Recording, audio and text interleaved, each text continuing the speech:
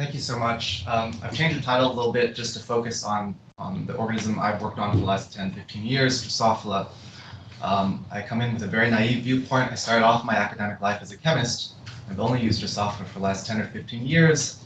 I've always thought very deeply about what we feed them, what they eat, and so I hope to share with you a very brief history of diet development in Drosophila, and then selfishly a couple of case studies from my own lab that will hopefully be informative on for the goals of this workshop.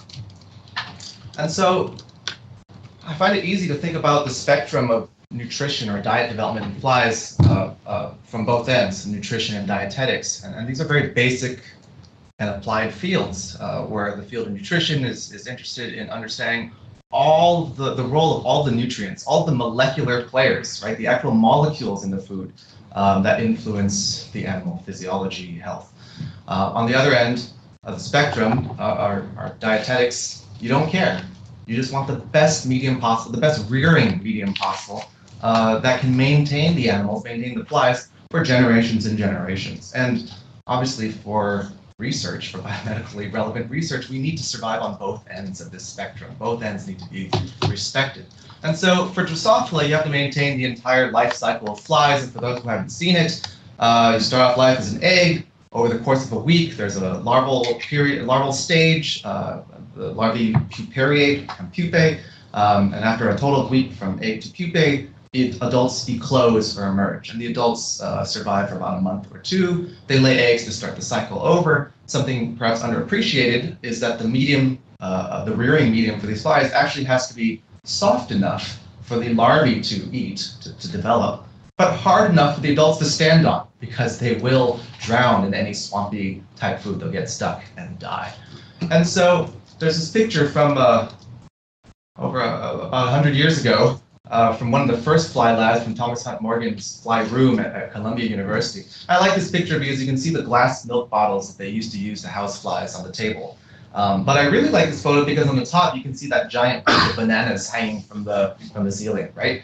And it's because the first medium used for flies for Drosophila in the laboratory was simply fermented fruit. They took chunks of rotting banana and threw it into the bottles. I like to say that over the last 100 years, every couple decades or so, the medium has been improved. Advances to the standard medium has been improved. But there's never been a single standard, right? There's never been a uniform diet used across labs. But the two major advances in the last 100 years, in the last century, have been the addition of yeast, okay? Because it was figured out very early on that flies don't eat rotting fruit. They eat the microbes that grow on top of the rotting fruit, mostly yeast and bacteria.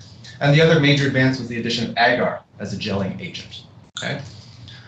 And so, like I said, there's no single standard today, but today's diets include some combination of yeast, cornmeal or corn flour, some form of sugar, and agar as that gelling agent. And this is a common bottle housing flies today. This is about the size of a milk bottle. It's made from plastic now. You can see pupae on the walls of the bottle and larvae crawling around. In this example, the medium is brown because the sugar used in this one is molasses. Okay.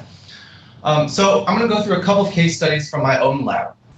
When I first started in Drosophila research, my first experiment, my first project was to understand how dietary or caloric restriction worked in flies. Caloric restriction was one of the touted as one of the most conserved longevity interventions that works across species. And the idea is that you eat less, you live longer, you live healthier.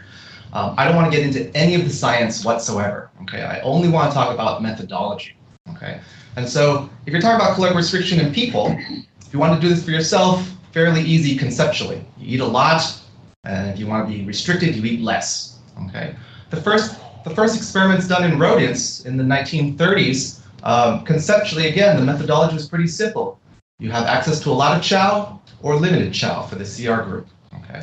With flies, this is much more difficult. Again, they live on an ocean of infinite jello, right, agar-based food. And so how do you implement a restriction experiment in flies? And so about 35 years ago, the first experiments to do this were attempted, and it was by total food dilution. And Dr. Nielsen Frosty already suggests or imply the problems with diluting or changing concentrations of nutrients. In this example, I've simply shown 2x and 1x diets. Okay, so where all the ingredients in the food were cut in half. Right? So on the left, 10% yeast, 10% sugar in this example. On the right, 5% yeast, 5% sugar. And so this paradigm was started 30, 35 years ago, and it does work. You can see an example survival curve. This is over 30 days or so. The red curve on the right is the 1x food. On the left in black is the 2x food. And you can see that diluting the food does extend fly life. And you plot this as an average lifespan or mean lifespan. You can see that diluting the food increased fly lifespan by about 20% in this case. Okay, so that's great. A couple decades of research have focused on this paradigm. The assumption has always been that if you change the food concentration, you dilute the food concentration, you've reduced the calories or nutrients going in, and this leads to lifespan extension. Now, without going into any of the details, because all this was published, one of the first questions we asked colleagues and I about 15 years ago now was, why is it that if you cut the nutrients in half, why don't the flies just eat twice as much? Right? You're not actually restricting the food. You're giving them ad lib access all the time. And so this took many years of developing assays that would actually allow us to measure how much flies eat. And when you do that, indeed, they eat about twice as much. Okay? So that suggests that the nutrients or calories that flies are getting on these different diets is actually equivalent. And so going back to the drawing board and considering all the things that change in your experimental design when you cut the nutrients in half in the food from total food dilution. And these are just a few that we thought of. Food properties certainly change. Food hardness, food pH, buffer capacity is a really underappreciated element of the diet, of the medium. And all of these things seem to matter. Prandial habits are increasingly recognized as something really important for health. Even on isocaloric diet, even on if you get the same total number of calories per day, if you take in those calories as one giant meal versus lots of small meals, that's increasingly recognized to influence metabolic health. Microbial growth is another obvious parameter, right? These fly media, are essentially rich microbiological culture plates. So it should be obvious that microbe growth could be different when these nutrient concentrations are changed. And finally, the one I want to focus on next is water intake. Flies are one of the few animals in captivity that I know of where ad libitum water access is not provided. Drinking water is not provided. So these animals are routinely not allowed to independently regulate their food and water intake. Okay? And the only reason for that is because no one has ever provided them with drinking water. That's how it started 100 years ago, right? And so if flies in this dietary restriction or caloric restriction paradigm are eating different volumes to match nutrients, we asked, since they're getting different volumes and different amounts of water through the jello, through the food, could water stress or dehydration stress play any role in these lifespan phenotypes that people were seeing? And so we redesigned this experiment simply by adding some cups of water in the form of agar for the flies to drink. And just to summarize these results, because these were published almost 10 years ago now, on the left, again, you see that with food dilution, you get almost a 20% increase in lifespan, but when water is present, these lifespan differences go away. And this is true in multiple trials, both sexes and different genotypes of control flies. And so again, just to summarize this first case study, is that food dilution does lead to longevity. But the assumption has always been that this is through changes or reduction in calories and or nutrients going in. But through careful measurements of feeding behavior, careful measurements of actual consumption, you find that flies are capable of regulating how much they eat, and the actual number of nutrients, amount of nutrients going in is about equivalent, and it's the volume, or more specifically, the water intake that matters. And so I think we've definitely ruled out that calories plays a role in those early studies. Now, my lab takes no credit for this, but the Drosophila community has quietly shifted away from total food dilution as a paradigm for implementing caloric or dietary restriction, and have really focused in the last 10 years, especially on yeast restriction, which changes the protein-carb ratio of the diet, and that seems to be a consistent way to manipulate or regulate lifespan in flies. What I want to emphasize is that these problems in methodology aren't specific to the fly model, right? In mice, food restrictions have been used, but also intermittent fasting. Even this is where you allow mice access or rodents access to food for only a certain number of hours per day. And in some cases, they actually overeat enough so that they're equivalent to control animals, right, in terms of total number of calories. Yet there's still a difference in metabolic health and physiology. But these all fall under the umbrella of dietary or caloric restriction. In C. elegans, it's even arguably more complex. There are over half a dozen methods published to implement caloric restriction in C. elegans in worms. And Anne Brunet from Stanford published this really elegant study of aging cell almost 10 years ago, showing that testing half a dozen different methods of caloric restriction, published methods for caloric restriction in worms, actually all have different, sometimes overlapping, sometimes not, genetic dependencies, right? Different genetic mechanisms underlie them. So which ones of these methods are the most relevant to mammalian research? I can't answer that question. But I think what's important, and anecdotally, results are more comparable across species when we are very careful in thinking about the methods that we use. And we find that if we perform caloric restriction in an animal similarly to another animal, the results are much easier to compare, and they're much more consistent, internally consistent. Instead, what happens with each model organism, we try to pick a method that works for us, that's easiest to implement in the lab, with really very little consideration of how these methods compare across species. Okay, so what about the other laundry list of things that change when you change food concentration?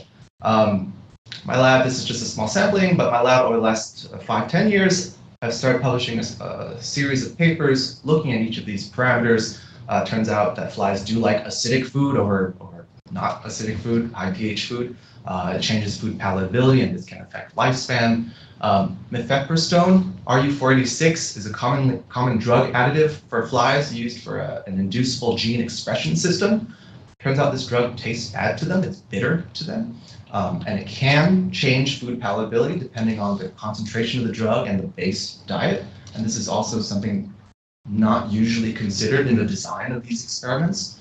And perhaps our most impactful work, the idea that microbes promote add nutrition for flies, especially protein-based nutrition. Now, why is that the most impactful on this list? When I just told you 100 years ago, they already knew that microbes served as a food source for flies. And the reason is because of how hot the microbiome has been for research, mammalian research, in the last, especially the last 15, 20 years, right? And Drosophila have joined in this effort. This is a tiny, tiny sampling of papers, but many Drosophila labs are now looking at the influence of microbes on all sorts of phenotypes. And here you see lifespan, development, I forget what else is on it, behavior, physiology, and so forth. This work is fine. My problem with it is that many of these papers actually immediately start pushing the idea that this work is related to the gut microbiota. All right, they immediately say microbes affect this phenotype, and therefore the gut microbiota of the fly is meeting this phenotype. The fly is a good model for mammalian research. Please continue to fund our work. And the problem is,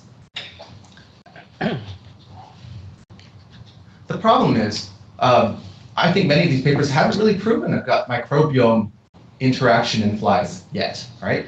In the laboratory, and this is important because in the last year we started figuring out how to make a stable gut microbiome, find a stable or establish a stable gut microbiome in flies. But typical laboratory conditions don't provide a stable gut microbiota in flies, right? It's a transient gut microbiota. And at any given moment, there's only about 100 to 100,000 CFUs of bacteria in the fly gut. Okay? And these are rapidly transited, they're rapidly digested, right? Because I just said flies are microbials. But remember, they're swimming, they're in an environment that is teeming with microbes, right? In the laboratory, these are fly vials, 10 to the 5th to 10 to the 7th. On the lower end, CFUs per square centimeter of the fly food, because that's a rich culture medium. And so, although all these, well, I should say all, many of these papers tout that they are looking at specialized host-microbe interactions, they really ignore the fact that flies are microbivores. And we all know that nutrition influences virtually every phenotype we measure in our animal systems, right? And so, and this is true in worms as well, right? In C. elegans, we literally feed them bacteria as their primary food source, okay? So I think the idea of studying specialized host microbe interactions in these invertebrate models. I believe they exist. I believe these interactions exist, but I think studying them is a lot harder in these model systems. I'll leave you with one last example of this. There have been a couple high-profile papers a while ago looking at the Drosophila microbiome influencing fly development. Okay, and these microbes only promote fly development on low nutrient conditions, on under-nutrition diets. Okay, and so, like I mentioned, our work focused on lifespan, not development. And I don't know if it's hard to see, but this curve in the middle, this orange curve, shows how lifespan changes with the protein content of the diet. On the high end, you sort of have an overnutrition phenotype. As you reduce the protein concentration, you have some optimal for lifespan. And as you reduce the protein content of the diet, a lot more lifespan plummets because they're malnourished. And so we found from that paper that adding microbes to diet seems to improve, impact the fly survival most on these undernutrition diets. And the most obvious reason is, of course, they're microbivores. When they're starved, providing them with a protein-rich food source rescues them. Okay. When we looked at these high-profile papers, we saw that phenotype is also similar. All right. And if you look at the mechanisms that they find underlying these microbial-mediated developmental phenotypes, it's TOR insulin pathway, genes involved with amino acid metabolism, and upregulation of gut proteases. And although they continue, a lot of labs disagree, and there's a lot of conflict in this field, these mechanisms scream to me some sort of nutritional phenotype. But what made these papers so special was that they found specific strains of bacteria that mediate these phenotypes. Okay, and so my lab recently published work looking at this development, and we obtained these strains of bacteria, and we simply asked, we made the hypothesis that if bacteria are simply serving as food for these papers for promoting Drosophila development, and our hypothesis would be that if you found a species of bacteria that was even better for growth promotion of the fly, the larvae, that bacteria is probably something that just grows better on fly food. And that's a really important distinction. It's not just the bacteria that grows better in general. It grows better in the lab on your specific medium, right? And so we obtained these bacterial strains, and it turns out that is the case.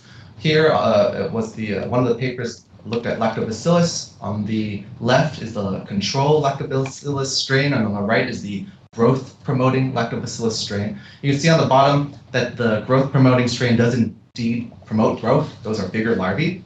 But under fly-free conditions, but on the fly food, you see on the dot plot that the growth-promoting strain does grow better on fly food. Okay? And we see the same thing for the Acetobacter. Acetobacter is very good at promoting growth of larvae. The strain on the right promotes even better growth, and that strain does grow better under fly-free conditions on fly food. And the differences aren't big, right? But if you do the calculations for biomass and the micrograms of protein content available based on how much bacteria are available per larvae that we place in these vials, we're in the ballpark of the nutritional requirements for larval development. So I think what I think is the most parsimonious explanation for how microbes influence fly physiology and health is the right one. So halitic diets, chemically defined diets, were supposed to solve many of the problems in the nutritional field. And at least for Drosophila, a new halitic medium comes out every 10 or 20 years. And the last one coming from the Linda Partridge lab in 2014. This is truly completely chemically defined, all amino acids, micronutrients, minerals, so forth. And the bottom line from these studies is that they're close, but they are never perfect. The last diets, they can sustain multiple generations. You get good egg lay, you get reasonable lifespan, but if you compare it to a standard stock diet, it's never exactly the same. It's never perfect. So they've come close, but we're still not there, and we still don't know what it is that makes an optimal diet, despite a considerable amount of effort over half a century to a century. The other important thing to note that doesn't seem to be recognized is that in the fly community is that amino acids are not palatable. They really don't like them, and not only do they not like them, I don't think they're that good for them either. They increase osmotic pressure in the gut and gut desiccation. And so I think there are a number of problems that we may see as we continue going toward if we try to continue using a chemically defined diet. And an important thing to note, the base diet really matters, right? Here was this really big paper stating that amino acid imbalance explains all the differences of the lifespan extension, is the mechanism for lifespan extension under dietary restriction. And while the results in this paper I think are fine, I think one way to think about it, or it's a completely different interpretation, if you say that if you start on an imbalanced diet, you can rescue that by fixing the imbalance. Right? That's a very different interpretation of the work than the title of this paper, right? So I think I've hopefully used up my time. Okay, so let me just get to a couple take-home messages because I've just gone through some of these case studies. First, throughout my entire career in the Drosophila community, measurements of feeding behavior have been absolutely critical. Measuring how much flies eat have been absolutely critical. And it's not just using any assay. We had to build the assays. We had to develop the most high-resolution assays possible. And high resolution is critical, right? Because they have to be biologically, physiologically relevant. You have to be able to measure physiologically relevant changes in feeding. If I eat 10% more per day, it doesn't seem like a lot, but if I eat 10% more every day for a week or a month or a year or a lifetime, it has obvious physiological repercussions on health, right? And it's been a fight the whole way with the Drosophila community. First, to convince the community that feeding measurements are important, right? That they should be included in studies. And then the second fight, more recent fight, has been to make them use the assays well, right? To pick the best assays, because for the most part, feeding measurements in fly studies are used as a negative control to show that changes in diet didn't result in a change in feed, or a mutant didn't eat more or less than its control, or adding a drug to the diet didn't change food palatability. It is really easy to pick an assay that doesn't have the resolution to resolve changes in feeding and say that you've proven the negative result, which hopefully we all know you can't do, right? So I think that's going to be a tough battle in the zebrafish community as well. 10 years ago, I started a collaboration with a zebrafish lab. We tried to develop a feeding assay. We didn't even get past the design stage. So if this is an effort that the community wants to push forward, I think it'll be hard. But at least from my work and my experiences, measuring how much actually goes in has been fundamentally important. And secondly, I'd like to state something sort of opposite to the goals of this workshop, but that there are some dangers to a standardized diet, right? A number of labs periodically ask me, people starting in the Drosophila community or starting with Drosophila research, what diet should I use? And I often say, not to worry about it too much. If your phenotypes are absolutely dependent on my brand of cornmeal or your supplier of yeast, how important is it, right? I mean, you're in trouble if someone needs to replicate your experiment by buying yeast from a very specific source. And of course, the cost-benefit of uniformity in research is different. There are thousands of fly labs. Fly experiments are cheap. We can sort of afford this soft coverage of nutritional space, right? I don't know what that cost-benefit is with zebrafish, but I think it's important to consider that phenotypes should work across diet if they're robust phenotypes. But the more important thing is transparency of research methods, and that's already been touted by every speaker here so far. I don't know how we do it as a community. The only thing I do for myself is as a peer reviewer, I always ask that the diets be explicitly stated in the methods, right? I think that's all we really can do right now. And you'll be surprised by how many fly labs still say in the methods we use a standard stock medium. But again, everyone's standard is slightly different, right? Okay, so this is the very last slide. I just want to say that almost everything I've talked about has been on the palatability end, right? Food intake, food palatability. But it's recognized that the more physiologically relevant parameter is bioavailability, right? How much of the nutrients get absorbed in the gut? What is the actual nutritional value of all these different ingredients, components of the food? And how does the nutritional value change depending on how the diet is formulated, where the diets come from, where the ingredients come from? We don't know. And the assays for this are even worse or even less developed than the assays for food intake. At least in Drosophila, my lab has just started developing radioactive tracing methods to try to figure out bioavailability. But they are really hard experiments, and then once they're done, it's going to be hard again to convince the community that it's something worthwhile. But I think this spectrum is something important enough to think about. Anyways, I'll stop there. Thank you so much.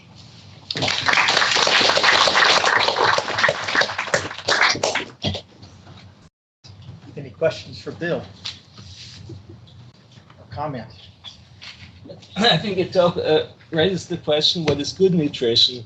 I think the extension of lifespan is probably not what matters to the fly most. What matters to the fly is, I guess, reproductive success. So when you're at the end of maximizing lifespan, that is probably not what's best for the fly from the perspective of the fly.